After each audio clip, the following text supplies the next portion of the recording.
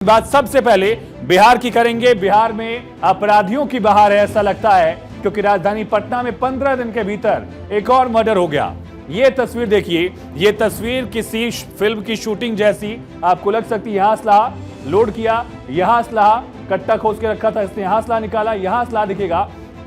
4 अपराधी किस तरह से अस्पताल में घुस रहे हैं, आईसीयू के अंदर घुसकर लगातार पूरी जो गोलियां हैं, एक और अपराधी जो परोल पर था, जेल से उसे छुट्टी मिली हुई थी, उस पर उतार देते हैं। चंदन मिश्रा नाम के इस अपराधी की मौत हो गई, लेकिन इस तरह की घटना अस्पताल के अंदर आप देखिए, जो चौथा शख्स है पीछे, सबसे पहले उसने यहां असलाह निकाला, यहां असलाह, यहां असलाह, यहां असलाह। एक अस्पताल में आईसीयू में घुसकर जो तमाम आरोपी हैं वो अपने असलहे उतारते हैं और उसके बाद लोड करते हुए ये आईसीयू में घुस जाते हैं। आईसीयू में जो चंदन मिश्रा यहां एडमिट था, उस पर ताबड़तोड़ जो है वो हमला किया जाता है। अब हमला किया गया। बिहार में इस तरह की अगर घटनाएं होंगी, राजधानी पटना में अगर इस तरह की घटना होगी, आईसीयू में होगी, तो सवाल उठेगा पुलिस पर, सरकार पर। पुलिस विभाग के सबसे बड़े अधिकारियों में से एक एडीजी लॉ एंड ऑर्डर, उन्होंने जो बयान दिया है, बहुत ही बेतुका बयान उनका, जिस पर सवाल खड़े हो रहे हैं। सवाल क्यों खड़े हो रहे हैं, उससे पहले स्टेटमेंट सुनिए और आप भी तौलिए कि साहब का बयान कितना गैर जिम्मेदाराना था। इधर हाल में जो काफी हुआ है कि शूटर्स, कई हत्याएं हुई हैं, होती पूरे बिहार में, और इस मई जून में ज्यादा मर्डर होते आई है वर्षों से।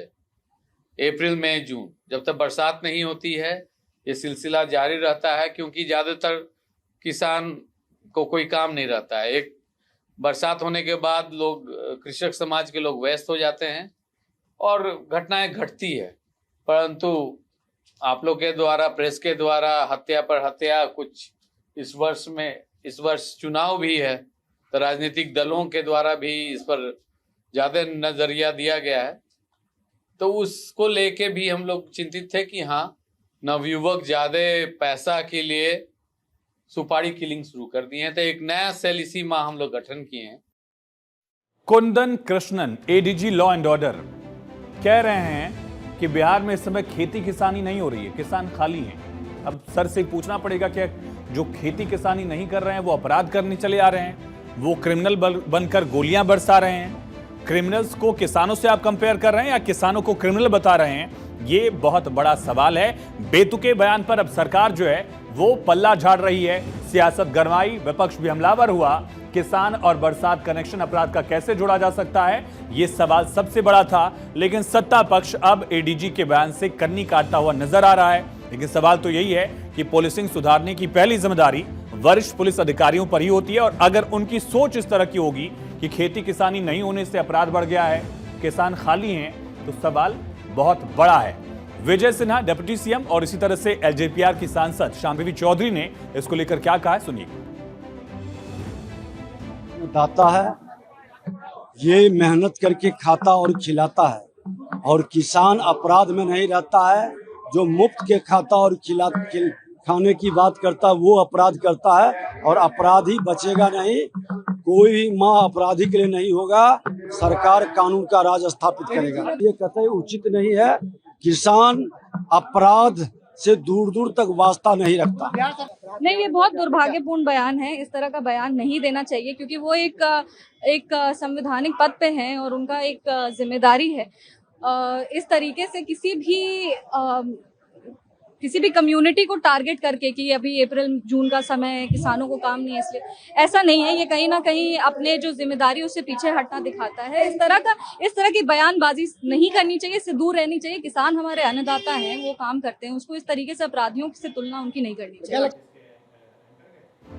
तो एडीजी के बयान से सत्ता पक्ष की तरफ से किनारा किया जा रहा है, कन्नी काटी जा रही है, इससे खारिज किया गया है। लेकिन विपक्ष हमलावर है।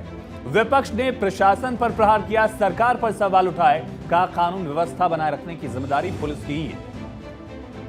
लगातार अपराधी जो हैं घटना को अंजाम दे रहे हैं। पुलिस प्रशासन जो है, कल इनके एडीजी का बयान आता है कि मानसून में अपराध जो है बढ़ता है।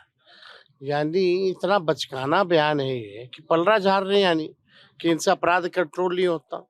और ये सीजन बता रहे हैं कि ये सीजन में जो है अपराध होता है।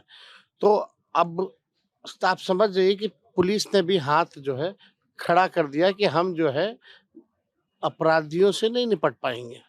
हम जो है मॉनसून चल रहा है इसलिए अपराध बढ़ जाता है तो हम कुछ नहीं कर सकते। ये पुलिस का बयान है।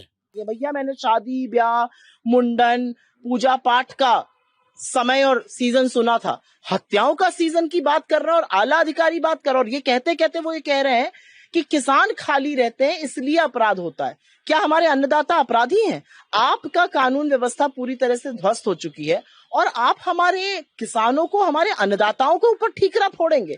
बिहार में जो ये सुशासन का ढोल पीटा गया वो पूरी तरह से ध्वस्त हो चुका है। बिहार में एक तरफ चुनाव है और बिहार की राजधानी पटना में इस तरह से दिन दहाड़े हत्याएं जो हैं वो कानून व्यवस्था पर सीधे सवाल खड़े कर रही हैं और इस वजह से सवाल और ज्यादा बड़े हैं क्योंकि 15 दिन के अंदर बिहार की राजधानी पटना में 2 बड़े मर्डर्स हुए हैं। इससे पहले गोपाल खेमका जो व्यापारी हैं उनका मर्डर किया गया था। ये पूरी घटना सामने आई थी और अब इसी तरह से दरअसल एक और घटना जो है वो सामने आई 2 दिन के अंदर 14 दिन के अंदर जो है दूसरा मर्डर का मामला सामने आया। पहला मर्डर 4 जुलाई घर के पास कारोबारी गोपाल खेमका की हत्या। अब 17 जुलाई को अस्पताल में घुसकर चंदन मिश्रा का मर्डर कर दिया गया है। दिन दहाड़े इस तरह की घटनाएं, 15 दिन के अंदर 2 इस तरह की वारदातें और खास करके डीजी साहब का स्टेटमेंट। इसके इतर भी राजधानी पटना के अलावा भी कई जगहों पर फायरिंग की घटनाएं सामने आई।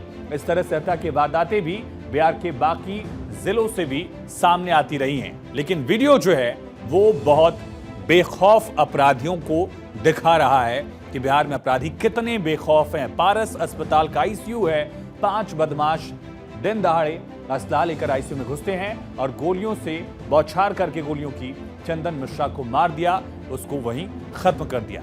अब सवाल चंदन मिश्रा कौन है? दरअसल चंदन मिश्रा के खिलाफ कई सारे केसेस दर्ज थे ऑलरेडी।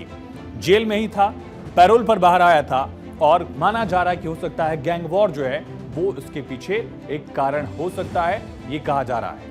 अस्पताल पहुंचे 5 में से 4 अपराधियों ने कैप पहन रखा था लेकिन किसी भी अपराधी के चेहरे पर नकाब नहीं था, ना ही डर था। सब गैलरी में ही हथियार निकाल चुके थे और कुछ ही देर में 12 खोखे जो हैं वो आईसीयू से बरामद किए गए हैं। पुलिस ने मामले में अस्पताल के गार्ड समेत 12 लोगों को हिरासत में लेकर पूछताछ जो है वो शुरू कर दी है। एसएसपी की तरफ से जानकारी दी गई। में हम लोग बक्सर पुलिस की मदद से आइडेंटिफाई करवा रहे हैं कि इनका विरोधी गैंग में कौन कौन थे। जो शूटर थे उनका चेहरा हम लोग फोटो मिल गया है और हम लोग आइडेंटिफाई करवा रहे हैं।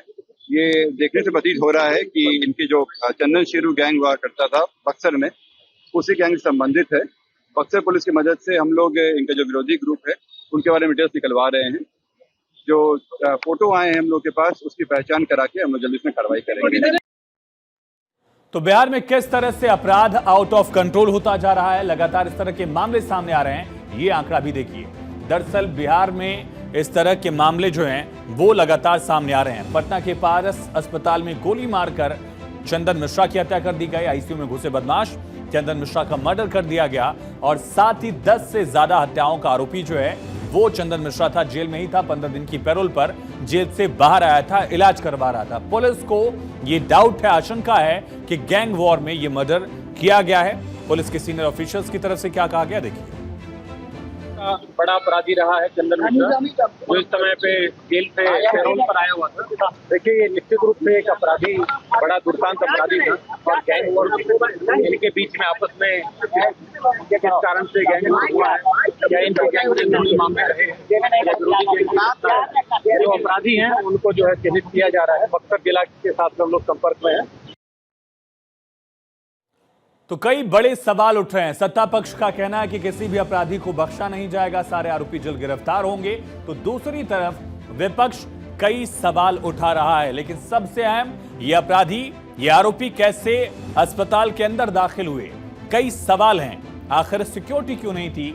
मर्डर करके आराम से शूटर जो हैं वो राजधानी के इतने बड़े अस्पताल से कैसे फरार हो गए? और क्या अस्पताल में कोई सुरक्षा व्यवस्था नहीं थी, कोई चेकिंग नहीं हो रही थी? 5-5 लोग पहुंच जाते हैं। और सबसे अहम ये भी है कि अगर पैरोल पर था ये मरीज चंदन मिश्रा, तो पुलिस कहां थी?